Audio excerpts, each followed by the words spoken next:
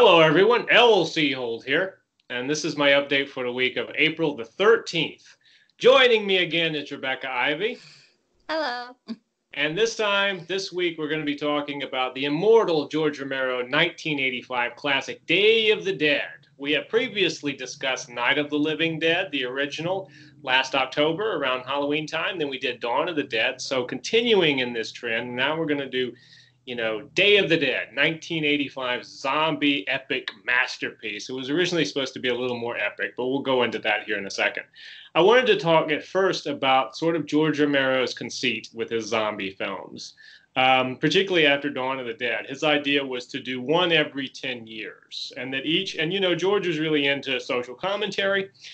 He did what I think that horror, science fiction, and fantasy can do really well at its best, is he created a metaphor, a theme, and then built a film around it.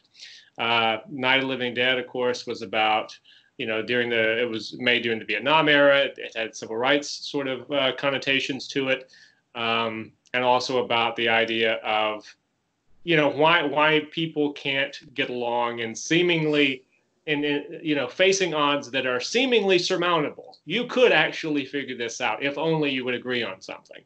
Mm-hmm.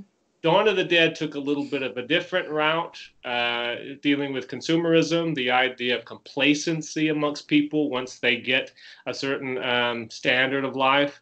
And then with, Day of the Dead, it was really, I think, the darkest of the first three. It was about 1980s, an idea of just losing all hope in government, losing all hope in each other, much more conflict. It's a very bleak film. It's certainly a lot bleaker than Dawn, mm-hmm.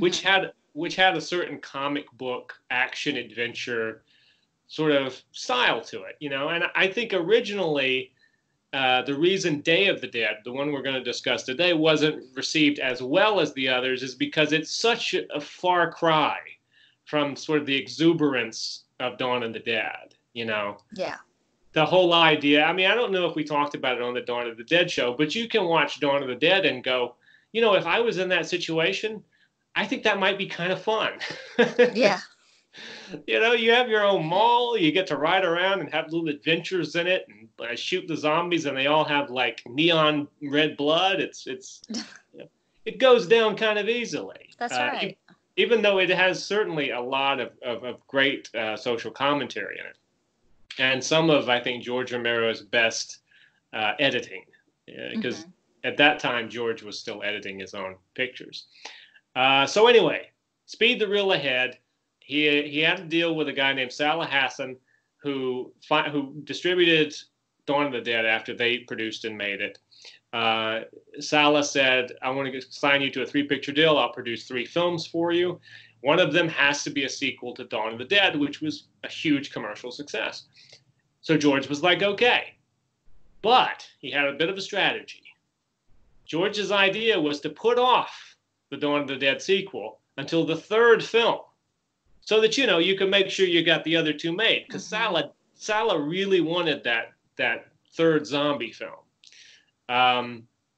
So George was like, okay, we'll make a 3rd zombie film. But first, I have a script called Night Riders, which is this really interesting drama about like a troupe of, like those Renaissance fair guys. But instead of riding horses when they joust, they do it on motorcycles. Because obviously, George, if you watch Dawn, loved him some motorcycles. And that theme continued on into Night Riders. Ed Harris, in his first starring role, was in Night Riders. Also, you had kind of the usual George Romero repertoire company. John Amplas was in it. Ken Faree was in it. Scott Reiniger from Dawn.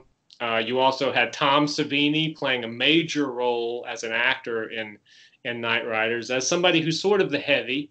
If you ever wanted to see Tom Savini posing semi-nude on a bear rug, watch Night Riders. And I can tell from your face you've always dreamt of that. No. But it is actually an interesting movie. It's a little harder to find. I mean, I'm sure if you go on YouTube, you can find it and watch it for free, but it's not the most popular George Romero movie because, as I said, not a zombie film, not a horror film at all, but very interesting. Now, that said, the second film he did was a film that most people love immensely, including myself. I'm pretty sure you like it as well. A film that his buddy Stephen King wrote called Creepshow. Oh yeah.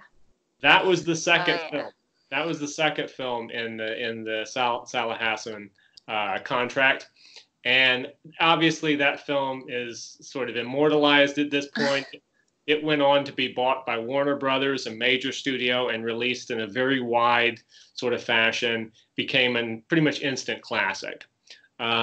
Which the gross was a little odd on Creepshow. It wasn't the hugest grossing movie at the time it was released. Mm-hmm. But since then, it has become, sort of, Yeah. everyone loves Creepshow pretty much. It's hard to find someone who doesn't at least love the first Creepshow. Now, after Creepshow, it was time to do some more zombies. And Romero found himself in the early to mid 80s thinking about what his 1980s zombie film could be.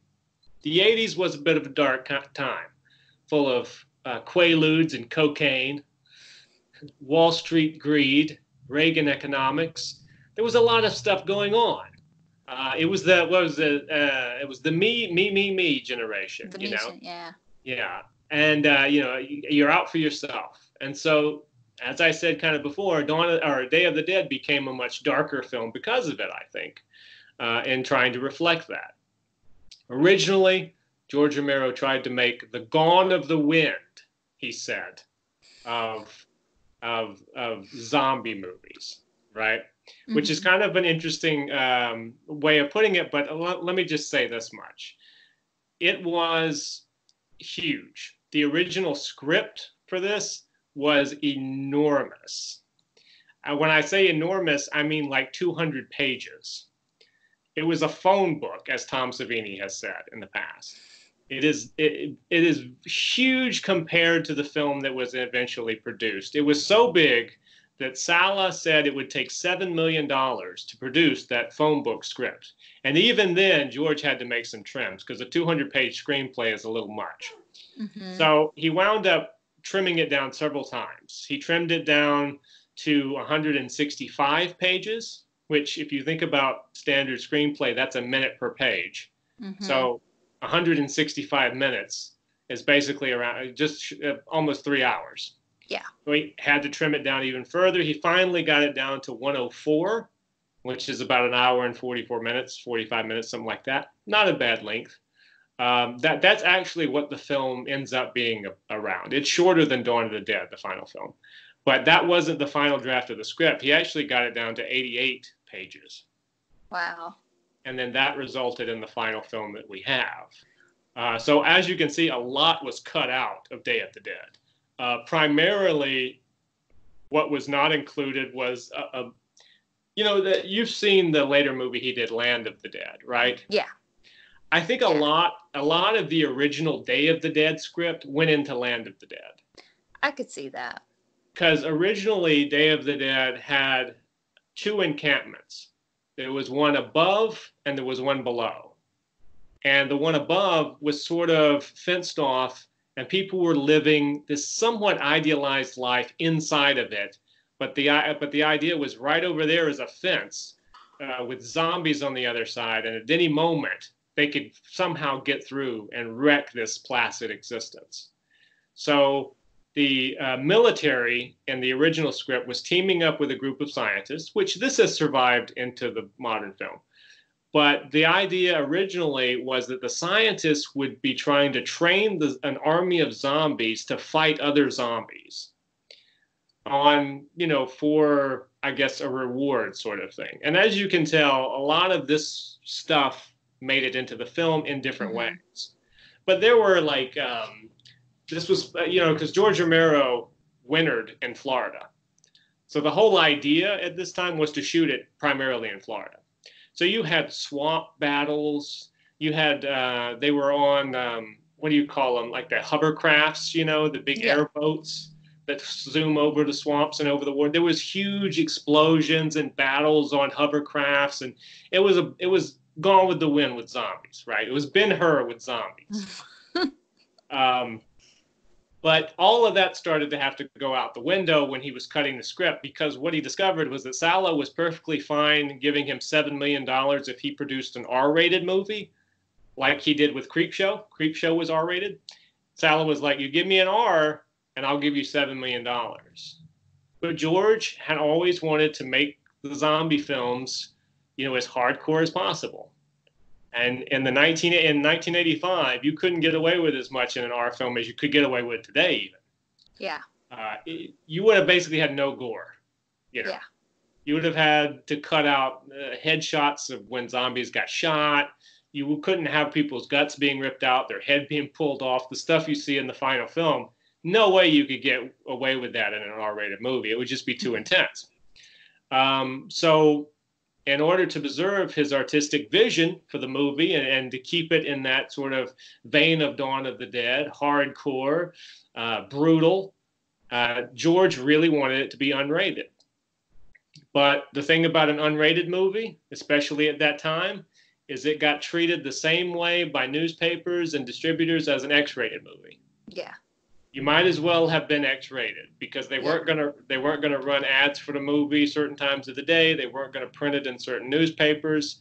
And they wouldn't even show the film until certain blocked off times later in the day and stuff like that. So it limited you in terms of your gross. Dawn of the Dead wasn't really affected by it. I mean, it made a lot of money. It was a huge financial commercial hit. And based on that, I guess Romero said, well, this business model can work because it worked with Dawn. So let's go for the unrated. Sala was like, fine, but I'm cutting your budget in half to $3.5 million. So out the window went all the hoverboat chases, the explosions, all the stuff in the above ground encampment.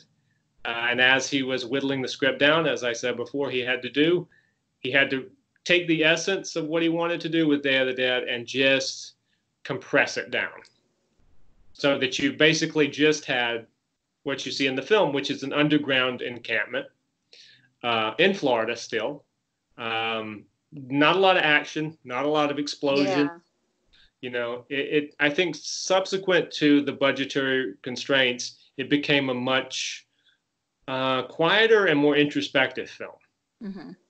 It was no longer an action film with zombies.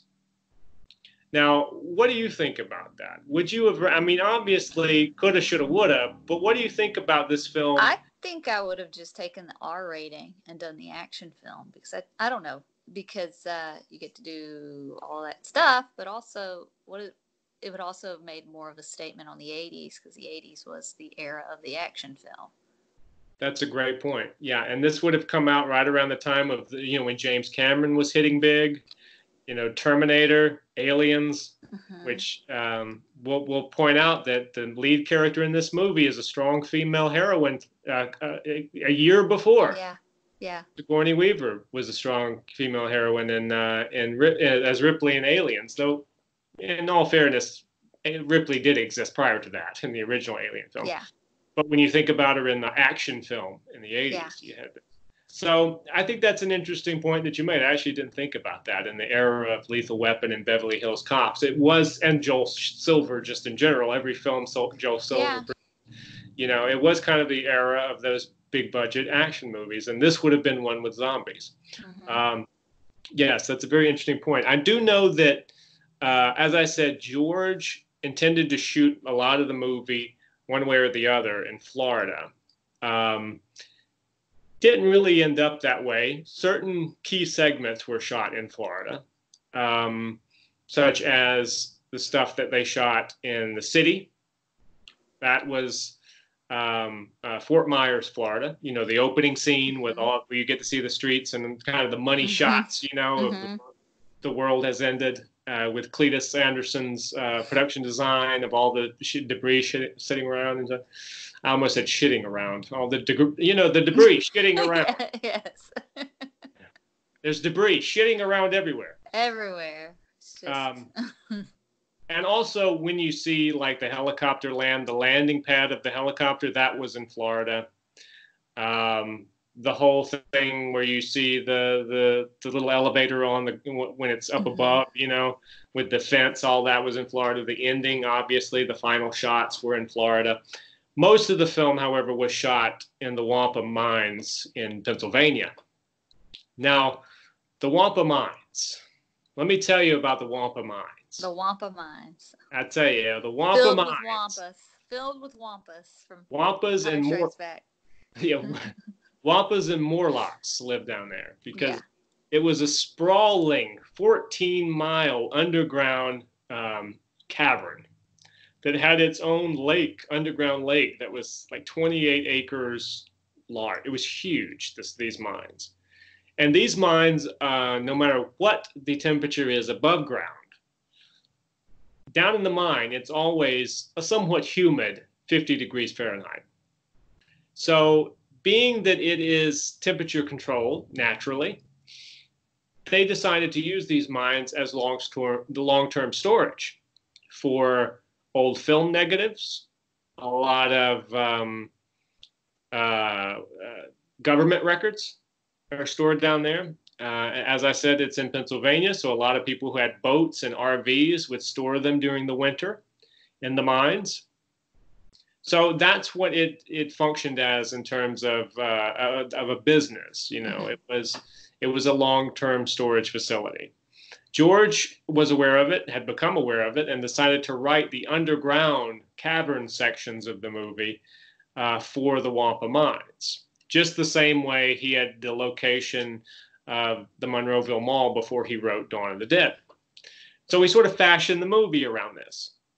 And as the script got more and more whittled down, and it became less and less above ground and more underground, the Wampa Mines kind of got a boost in their profile in this movie. Because he got to shoot he had sequences that were to be shot in the actual mines and in the, administrative offices. Because when you see, all the rooms that the scientists work in and stuff, those were the administrative offices of the Wampa Mines. Those weren't sets, in other words. Yeah. Which is pretty amazing because you see those scenes where, like the character of Sarah is walking down the hall and stuff, and it's like an office space to one side, and then over here the wall is like a limestone rock formation, and that's the way the Wampa Mines really looked in the administrative offices, which is kind of cool. You can't buy that kind of production design. I mean, you could, but you didn't have to in this case because it was always like that. Filming took place down there in the fall of 1984. And they spent so much time in them damn Wampa Mines that the cast for months said that they didn't see the sunlight. They were breathing in the Wampa Mines air. They would talk about how you would blow your nose and on the tissue it would just be black, Whatever was in the air in the Wampa Mines was also in their lungs. So they were sort of living down there. Sometimes they didn't want to commute back to the hotel because the Wampa Mines is not like right around the corner from civilization. It's a little setback from the world.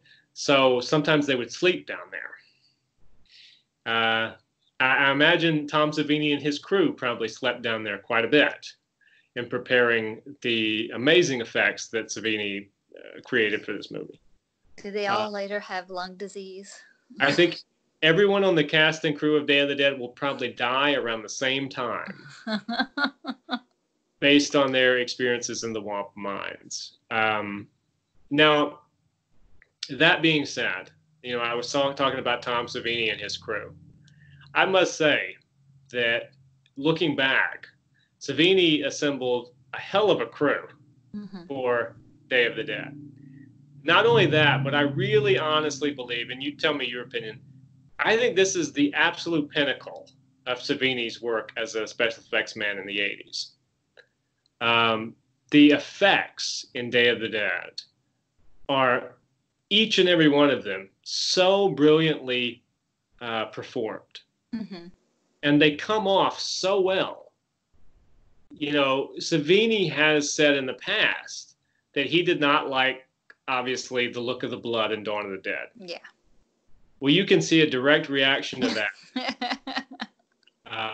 in The Blood and Day of the Dead, which is dark, realistic, beautifully rendered, Mhm. looks almost a little too real, you know. The comic book quality is now gone out of some of these effects that in Dawn might have looked a little goofy. You know, the zombies are no longer just people with blue, green, or turquoise skin, depending on how the light hit them. But now they're very realistic looking corpses with, you know, like bloated faces, and it looks like they're rotting. Well, you could also say, oh, there's been a passage of time. Yes, there has been a passage of time. It's probably worth noting to say that in the story, the the world is now basically 400,000 zombies to one human. So the end of the world has come and gone, and these characters in Day of the Dead are living in the post-apocalypse by the time this story begins. But just going back for a second to Savini's crew, you had Greg Nicotero. Greg Nicotero was a young guy at this time who was in medical school. He quit medical school, much to the chagrin of his parents, in order to be Tom Savini's apprentice on Day of the Dead. Greg Nicotero then left Pittsburgh along with another guy on this crew named Howard Berger to create a little company you might have heard of called K&B, Mm-hmm. which does all the practical effects work in movies starting in the 90s on through today. If you see a horror movie of a certain budget level and it doesn't have K&B on it as the special effects crew, that means probably they just couldn't afford them. I mean, it is the preeminent. Gold. Yeah. You know, that's the gold standard. I was gonna say the gold standard. Yeah. So, and not only that, Greg Nicotero is now an executive and has been an executive producer on The Walking Dead and directs many of their episodes. So Nicotero, who got his start as Savini's apprentice on this movie, it goes without saying, has made a hell of a career for himself. Now, that's not the only person. John Volich, who would later go on to do the effects in Night of the Living Dead, the remake, which, Mm-hmm. I mean, I'm talking about the one Savini directed, you know, the good remake. Mm-hmm. He did the effects in that. Beautiful effects in that. He owns a very successful effects company called Optic Nerve. There were a number. Everett Burrell, who went on to be a very successful visual effects artist. They all began as apprentices to Tom Savini on this film. And I tell you, Tom must have done the right kind of training, because all those guys are like the top of their field now. It's really amazing if you think of practical effects people, how Mm-hmm. many of them. It was like everybody in Hollywood except for, like, you know, maybe 5 people who are really the preeminent folks in special effects started Mm-hmm. with Tom Savini on Day of the Dead. So well done, Tom. You picked all the right people. Now, that being said, we'll talk about the difference between Florida and Pittsburgh zombies. As we talked about before, in Pittsburgh, it was kind of a big deal to be a George Romero zombie. When they shot in Florida, the Florida zombies were not as into it, shall we say. They weren't used to working with George Romero. They were kind of playing around. They didn't take it as seriously, which made some of those Florida shoots a little difficult. I guess they were not won over. Those zombies were on vacation. Yeah, exactly. Yeah, the Florida zombies were not won over by the $1 they got, the box lunch, and the hat that said I was a zombie on Day of the Dead, which I imagine those original hats would probably go for quite a bit of money these days. Yeah. I'm sure somewhere there's some con artist printing up hats that say I was a zombie on Day of the Dead and like aging them, you know, like stepping on them and making them look old and trying to sell them. But I imagine the originals are quite collector's items. Let's talk about some of the cast, shall we? I'm going to throw out some names to you. Okay.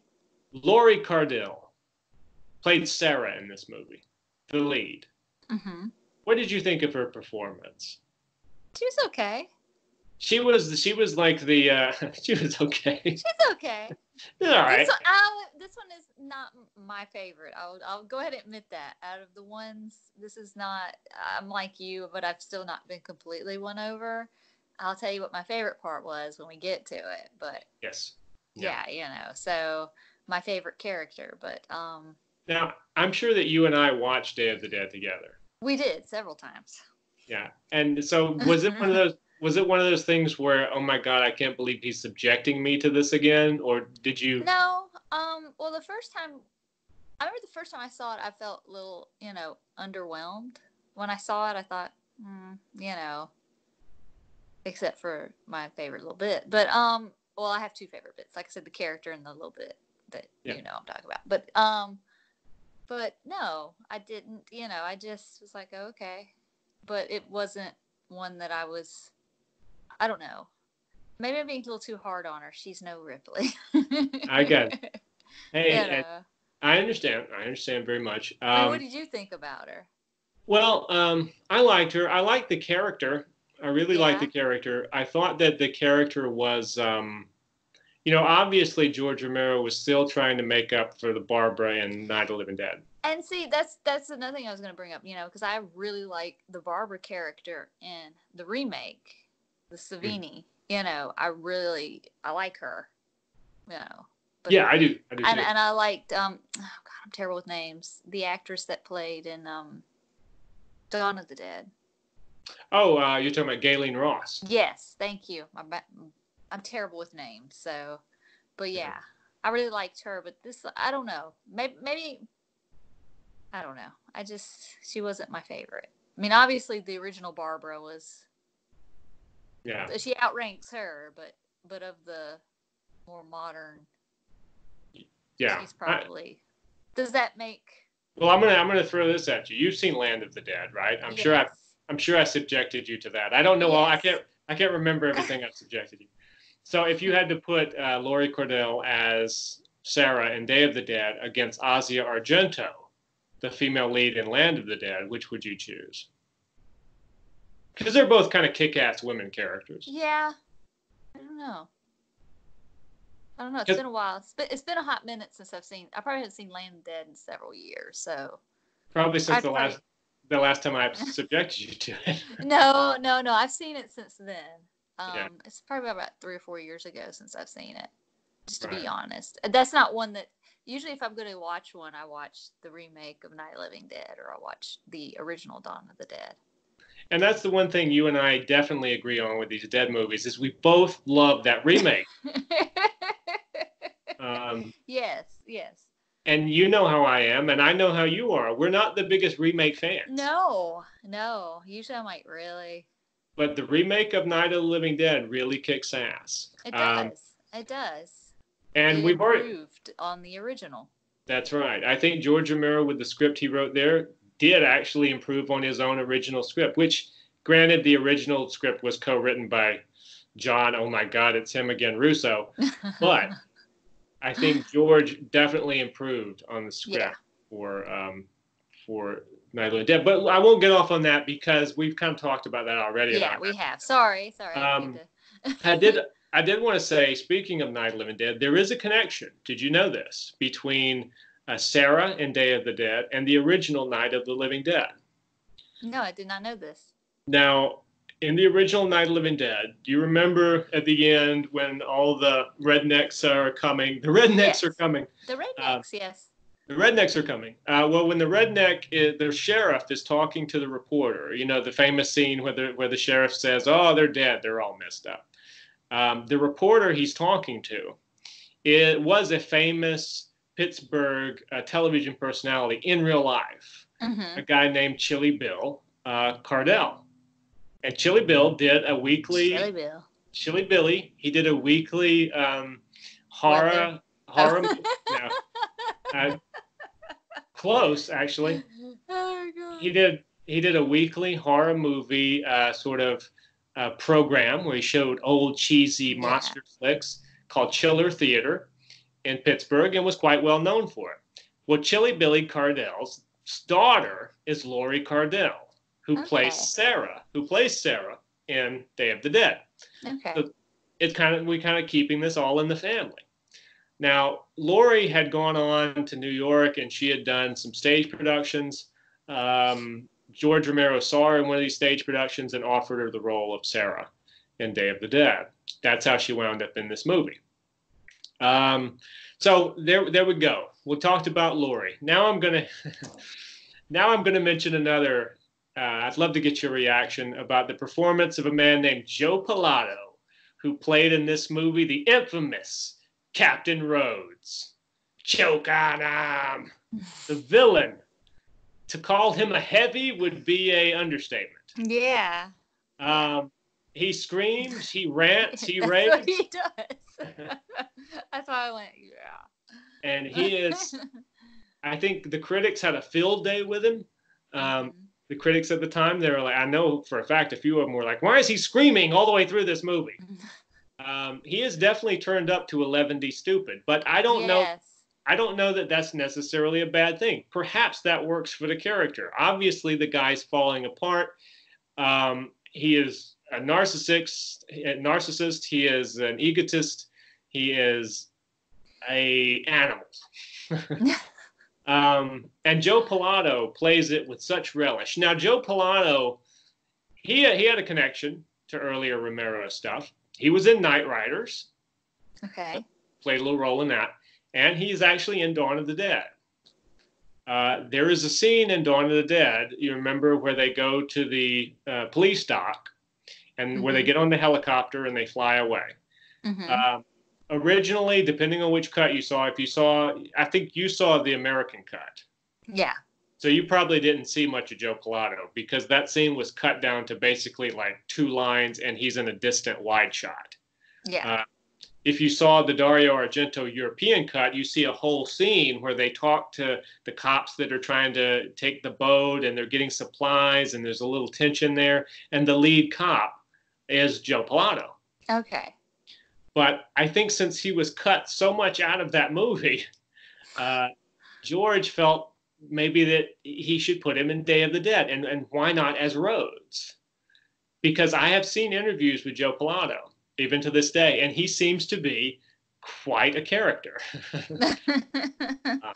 I don't know him personally. I've never met him, but I get the impression that he would be quite an interesting person to be around. Yeah. What do you think of his performance as Rhodes? It's very big. Big in a good way or big in a bad way? Well, it kind of makes it, a little comic booky almost, if that makes cartoony sense. Yeah, because there were parts of the movie that seemed a little cartoony in a way to me, and that was one of the.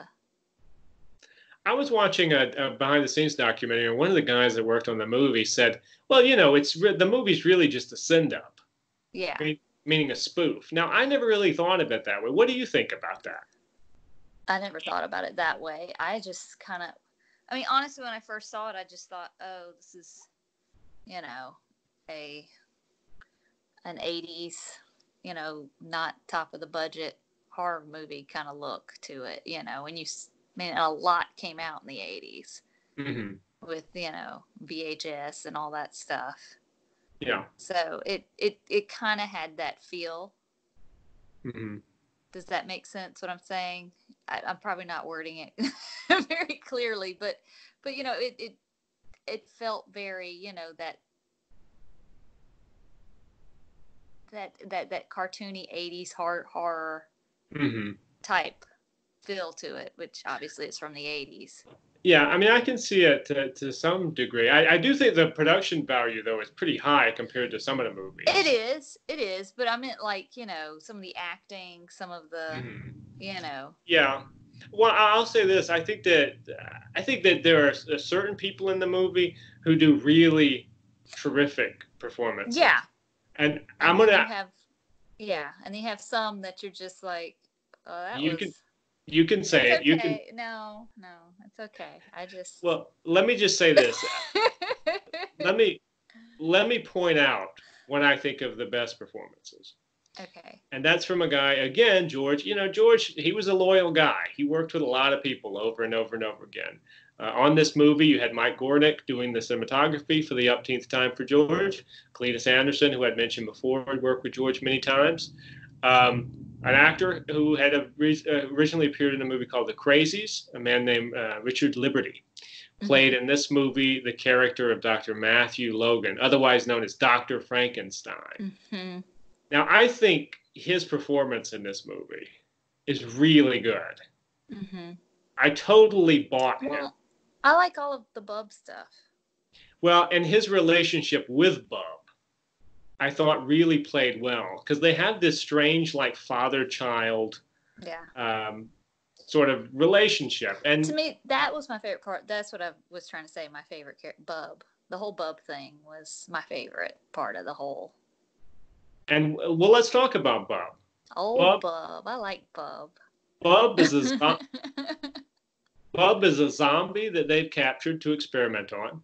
Who Frankenstein, Richard Liberty's character, who is a scientist who runs sort of the medical side of things. Everyone thinks he's maybe a little off kilter. The military guys really don't like him. Rhodes really doesn't like him. And one of the things Rhodes really doesn't like about Frankenstein is the fact that he keeps this one zombie named Bub, who he seems to be training to be more civilized. Because Frankenstein's idea is, okay, they've already beat us. We're outnumbered substantially.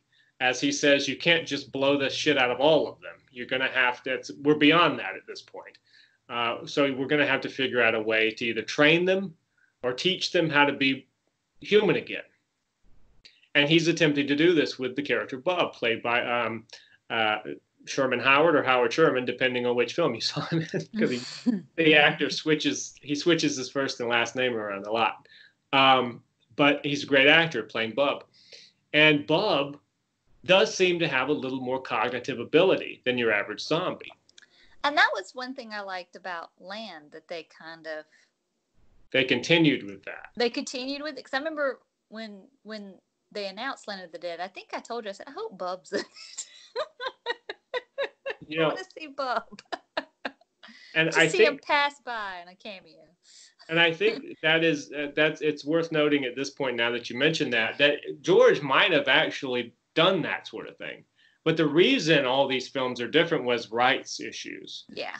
Because I think George probably would have loved to have taken those characters from Dawn and shown what happened. Yeah. But because the rights were held by different companies, unfortunately, he couldn't do the continuing continuity. Yeah. But imagine if he could have, and you could have saw what happened to Bub when he walked out of the facility at the end. Because spoilers, Bub survives. Yay!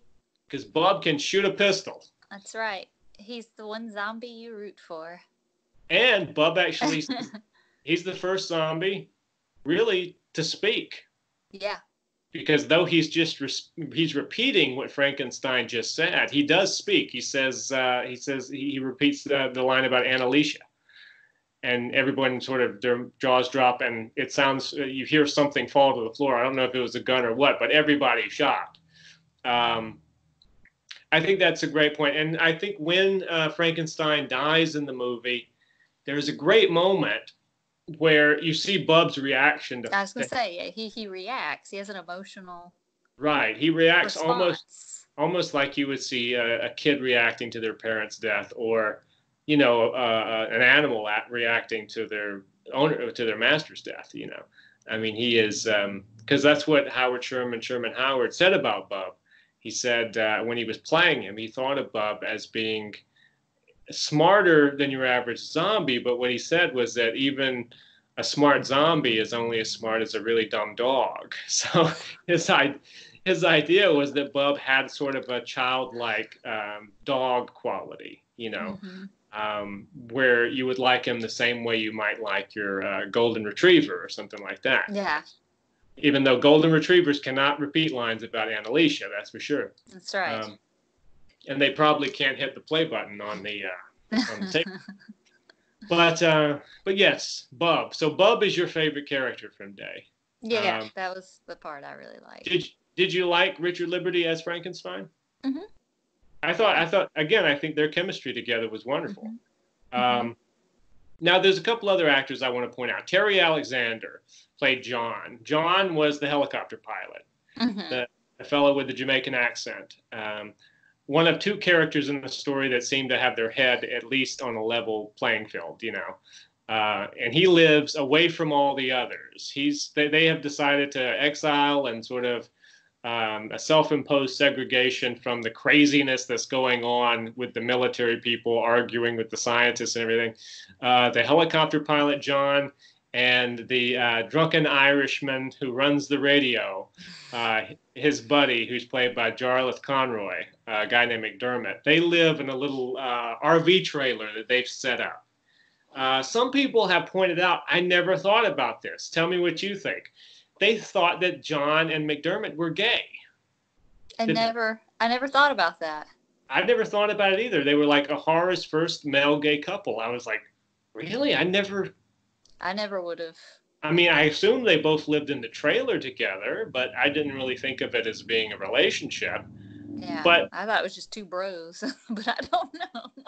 I don't know. But you know, people sometimes can read into these things. I'm like, well, that's an interesting interpretation because now you want to watch the movie again to see if you That's can. That's what I was thinking. I was like, well, did I miss something?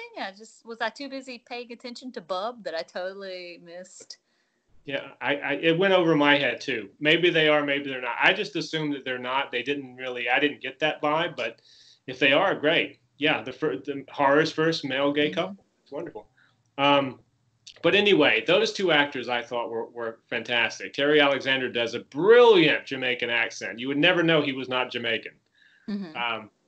What did you think of those two? Because in a lot of ways, those guys are sort of like the audience. You would like to think that you would, of all the characters, you'd be more like them in that situation. Yeah. Because Terry Alexander gets to sit down on the little patio area and deliver that really nice soliloquy. You remember to Sarah, where he talks about basically he lays out the philosophical principle of the movie, you know. And he does it in a tremendous way. I think he's a great actor. He does. Yeah, they were good. Yeah. And Jarlath Conroy as swigging his flask. I think I totally bought him as a crazy drunken Irishman on his little radio. I definitely would have hung out with those guys more than I would have hung out with the rest of them. Yeah. And I think Sarah, you know, her character respects them to some degree, but Sarah is really about standing up for what's right, and you have to fight against what's going on. And she just sort of looks at them as being like, look, guys, this separatist thing is not going to help us in the long run. But as John, the character, says, you know, that's the problem with the world. Everybody has a different idea of what they want out of life, which is perhaps one of the more profound lines. Yeah, so no one can get along in these movies. Exactly. Some people just want to yell and scream. Other people want to go have Everyone has their own agenda. Yep. Other people want to go out to the patio and sip a little martini and talk philosophy.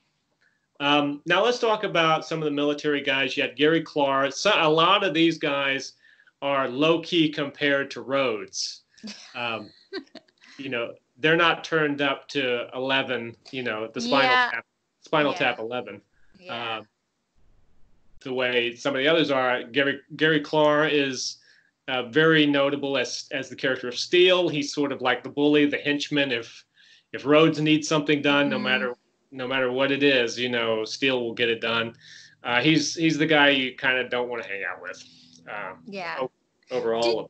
Well, do you feel like because they were so over the top, it kind of took some of the,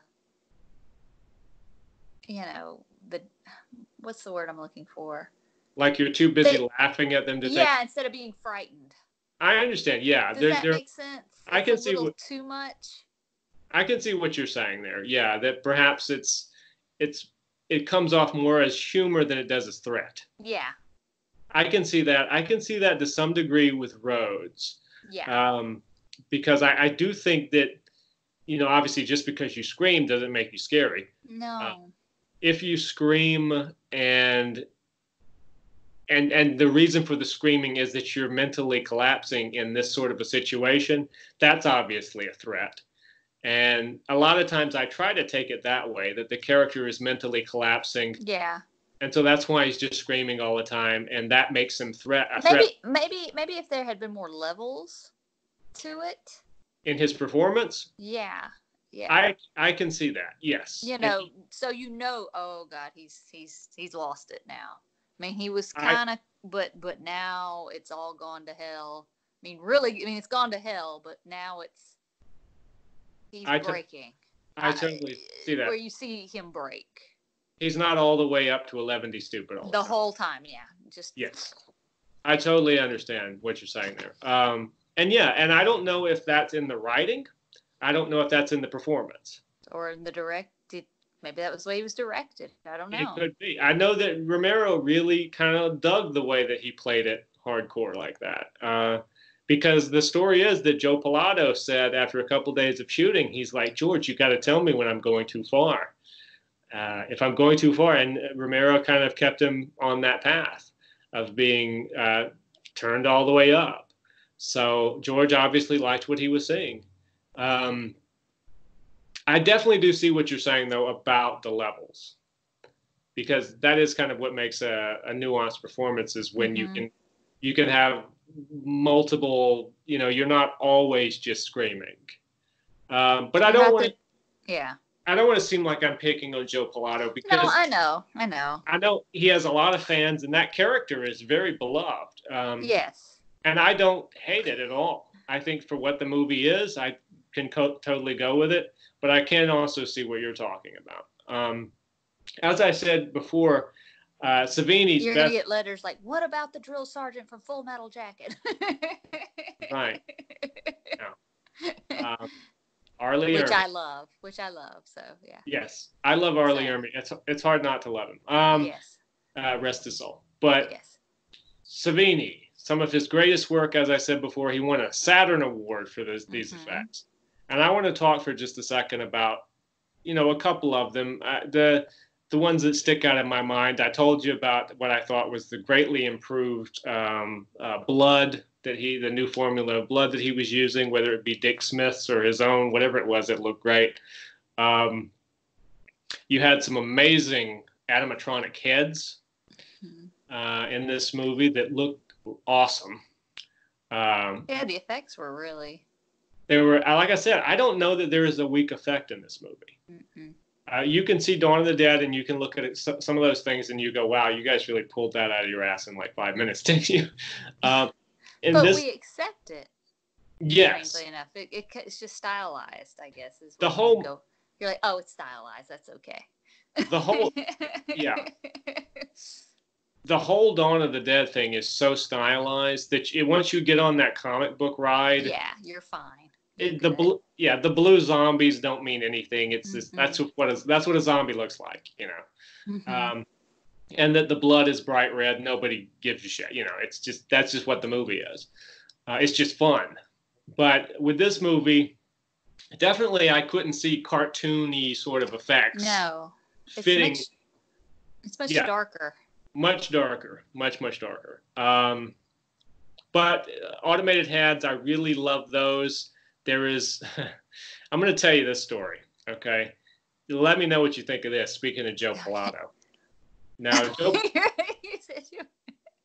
Joe Pilato had a hell of an experience with his death in this movie, which, again, very famous death. The zombies literally tear him asunder as he yells for them to choke on his guts as they eat him, which is a great final line. Yeah. Yeah. Very fitting for that character to be screaming choke on him as his own guts are being ripped out. But okay, so the guts in this movie were real guts. They got them from a butcher. They were pig's guts. They used them several times. There's a great scene in it you remember when the zombie breaks loose and he reaches and his guts fall out of his chest cavity or his abdominal cavity, and then she turns around. She's like, "Oh God, I'm gonna puke." And then there's another scene where another of your favorite characters, Anthony DeLeo, playing Miguel, they sort of do a dream version where Sarah dreams of his guts falling out. Well, those same guts, basically, after they did those effects, put them in a bucket, stuck them in a mini fridge in Tom Savini's workstation, used them again. Same guts every time. Well, they took a little bit of a break. Stinky. Well, they took a little bit of a break in the shooting of this movie to go down Florida way to shoot some of that second unit stuff. Well, while they were away, the refrigerator they put the guts in went out. Well, someone at the Wampa Mines accidentally unplugged it, not realizing it was full of a bucket of pig's guts. So they come back 2 weeks later, and these pig guts have been sitting in this hot refrigerator for 2 weeks. And the day that they return happens to be the day they're going to bury Joe Pilato in the floor for 4 hours, attach a fake body to him, and rip his guts out. Those guts. You know what I'm thinking about? The time your refrigerator went out during that hurricane. My refrigerator? Yeah. Well, just imagine. I do remember. Imagine if that was full of a bucket of rotting pigs. Yeah. And, well, that's the thing. You had all the zombies were there. They could move around. You had the effects people with gas masks on, and had put cologne on their upper lips and whatever they can. And then you got Joe Pilato, who's buried in the floor. Okay. Now I feel really bad that I was so hard on him now. Well, now I see he's such a crazy, eccentric guy in real life. He might come after you for saying that. He might be like, "What? Where is she? Where is she? Wow!" And it's like Joe Pilato just pops up over your shoulder right in this video. That's right. That's right. What did you say about me? Which his fans are probably going to kill that girl. She loves Mark Hamill. Kill her. Yeah, it's like kill Mark Hamill just to get to her, hold him hostage. But anyway. So they bury Joe Pilato in the floor, and he has to sit there for 4 hours with these rotting guts. And when they tear open that chest cavity, all of this stench, they're only going to do this one time. Okay, get it right. We're running 3 cameras. We're going to tear him apart, and we're not doing this twice. So apparently when they tore his body asunder and the smell of these rotting guts came out, it was right as Joe Pilato was screaming for the zombies to choke on him. And he takes a deep breath, and he says as soon as he takes a deep breath, all of that gut smell went right down his throat. And to this day, he says he can still smell those rotting guts coming out of his fake body. And imagine like the zombies reaching in, they have to grab them and pick them up. Because, and then pretend to eat them. I was about to say, they have to put it up to their face. Rotting pig's guts. What do you think of that? That's horrible. I take everything back that I said about his performance right now. And now we're going, because he might pop up over your shoulder. That too, but the fact that he went through that, I feel like a jerk. I think I would have been screaming the whole time too. So imagine if we were doing a film and I stuck you in the floor for 4 hours with rotting pig's guts. How would you feel about that? I would like that. I mean, I didn't like when you stuck me in the trunk one time for a student project. And that was one hell of an experience. I'll never forget the face of the guy that walked out. Because quick story, we made a short film in college, and there was a scene where my character, even then I was a psychotic heavy in these things, and I carry her body out to a car, and I put her in the trunk of a car. We were doing it as a wide shot, had the camera set up way back, and I carry Rebecca out, put her in the trunk of this car, and remember, Rebecca is duct taped because I've kidnapped her, my character has, and I've duct taped her with her wrists and her ankles together and across her mouth. And the first thing Rebecca told me when I put the duct tape on her mouth was she said, "When you pull this off, make sure to do it carefully and slowly because I don't want to grow a beard." My hand up to whatever is above us, if you believe in that sort of thing. That's the truth. So I put Rebecca in the trunk of this car, close it, wide shot, cameras way back. And it's the middle of summer. It is hot, and I'm wearing like a leather jacket and leather knee-high boots. Total black leather, taped up over the mouth. So the camera is so far back, if you were just standing there, you wouldn't be able to see this camera way over there. And this was long before we had crews and stuff. And so it just looks like I just put a woman in the trunk of the car. So I right as I put it in the trunk, I hear a guy behind me go, "Hey, excuse me, sir." And I turn around, and this dude is walking up with a lawnmower, a push lawnmower. And he says, Would you like that? He thinks I'm like the guy that. You guys talked for a minute because I'm sitting in that trunk going, I'm dying. What is going on? Well, here's what's going on in my mind. I'm thinking to myself, I can't open this trunk because there's a woman duct taped in black leather in this trunk. So I'm like, I'm trying to get him to go away and say, no, sir, the yard does not need to be cut. You know, just trying to get as much camera still rolling on all this. I wish I had that footage. Well, eventually it just occurs to me, Rebecca's going to suffocate in this trunk. So I pop the trunk, and I will never forget the look on this guy's face when I open the trunk and there's a woman in there, taped up, mouth over, in total black leather. And this guy's eyes, the guy's eyes. That's how you get rid of people. You're a salesman, anyone you don't want at your front door, right there. You just at that moment. What happened was, at that moment, I realized this man is either going to attack me in order to save this woman or run away. And he actually called the police. It turns out he was no hero. He was about to run away. But anyway, we're running out of time for the show. Oh, sorry. Let's after we did that slide. And then you ripped the tape off of my mouth. And you said, "God damn you, LC." I'm glad you put that into the story because I did. I ripped the fuck out of that tape because I was like, she needs to tell him that I'm not murdering her. and then that's my response. And I totally forgot everything about like growing a beard and everything. I just pulled the tape straight off. I don't think I had any skin left. I do apologize. These are skin grafts, by the way. Yeah, these are not Rebecca's original lips. No. So anyway, back to this. Sorry. Sidebar. And in our last couple seconds here, I do want to mention a couple of things. You said there were you had two favorite parts of Day of the Dead. I know what another favorite part is. That's right. Let me just say this and see if I'm correct. Does it have anything to do with the performance of Anthony DeLeo as Miguel? Yes. Does it have anything to do with Miguel's eventual death scene? Yes. Because after Miguel gets bitten and his arm chopped off by Sarah, he eventually he actually, being so weak a character throughout, such a whining, sniveling little. And that's the first time I ever dealt with amputating. Let's stop it. Amputate. Yes, and we'll never know if that was right. Yeah. If that kept him from being a zombie, because Miguel chooses to kill himself ultimately. Yeah. But before Miguel kills himself, he gives off a gesture that is Rebecca's probably all-time favorite. It is. Gesture. Would you like to demonstrate? I'll let you do it. Okay, so I always make you do it. Yeah. So Miguel he drops to his knees, and in this great moment, he crosses himself. North, south, east, west. Number one. Oh, I love that. He pulls the cross to his mouth.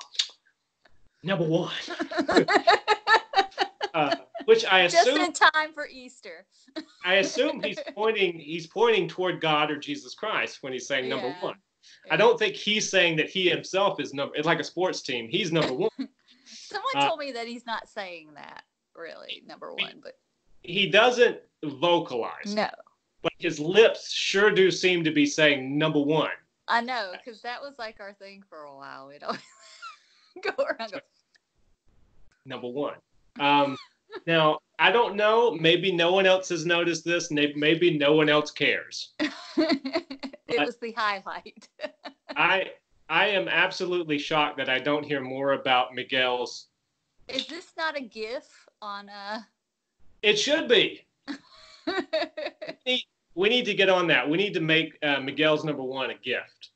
A GIF. But anyway, that was definitely wanted to mention that because I know that was the other the other thing that you were mentioning earlier. Fans of this are like, get this girl off the show. They're like, LC, why didn't you leave her in the trunk? Yeah, put tape on her mouth again, please. Put her back in the trunk. And I don't care. They're like, I don't care if she grows a beard. She deserves it after what she said about Joe Pilato. Now, which, by the way, you never grew a beard. No, I didn't. I did not. A goatee, not a mustache, No, not a soul patch, nothing. no. It's old wives' tale, I guess. So, but anyway, I just want to say that this movie premiered in June of 1985, and it had a very limited release the following month in July. Did not do great. I already talked about sort of the critics ridiculed it for the overacting. I know there was a lot of criticism amongst some of the fans about the music. George Romero, unlike, now I'll say this, I am not a huge fan of John Harrison's score for this. It's really synthy. It's really it's what the kids might call nowadays vaporwave. You know, if you like that 1980s synthy. Well, that's what it kind of had that cheesy 80s. The score has not aged well. No.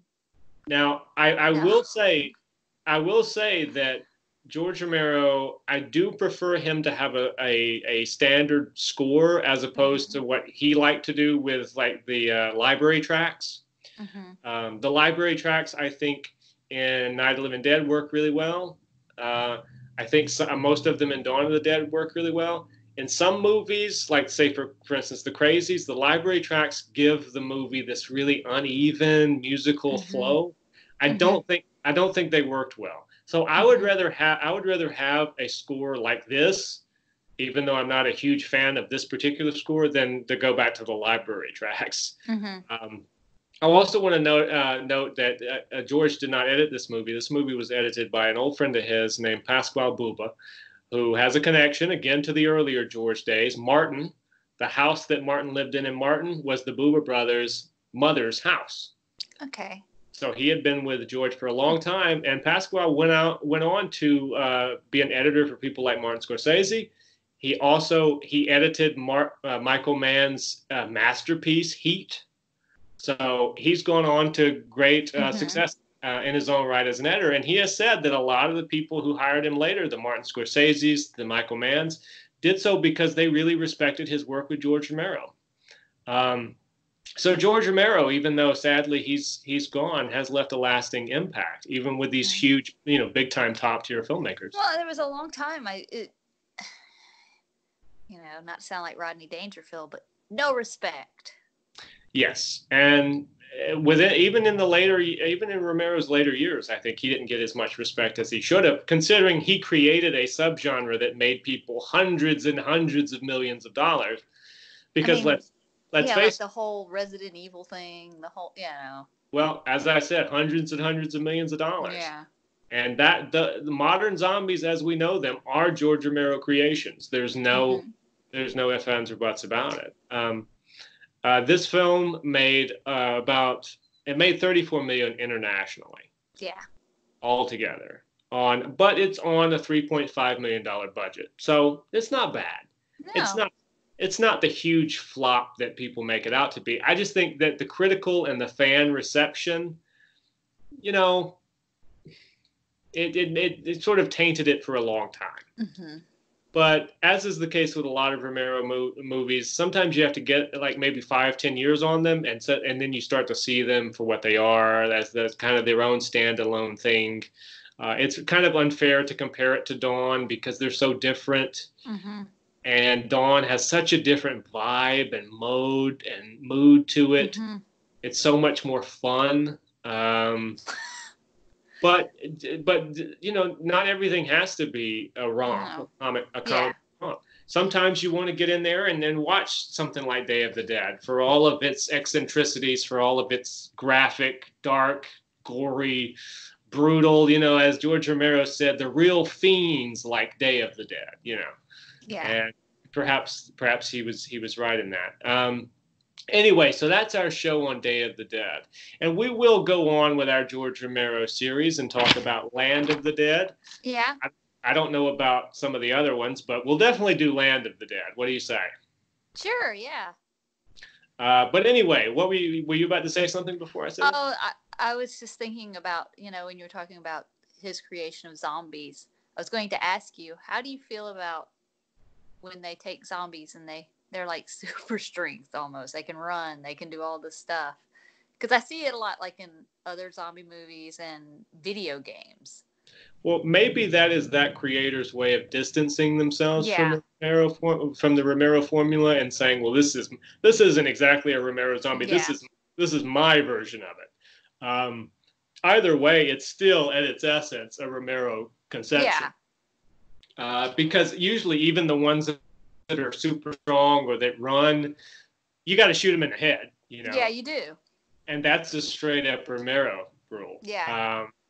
So I don't know. I mean, that's sort of my take on it. Maybe they're just trying to make it their kind of distinct version of the Romero zombie. Yeah.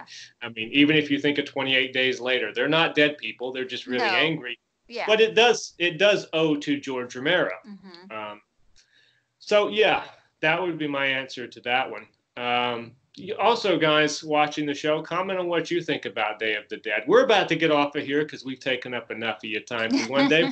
But, we'll be back next week. I want to thank Rebecca Ivey for being with me. Yeah, thanks for having me. And I want babble on. And I want to thank you guys for watching.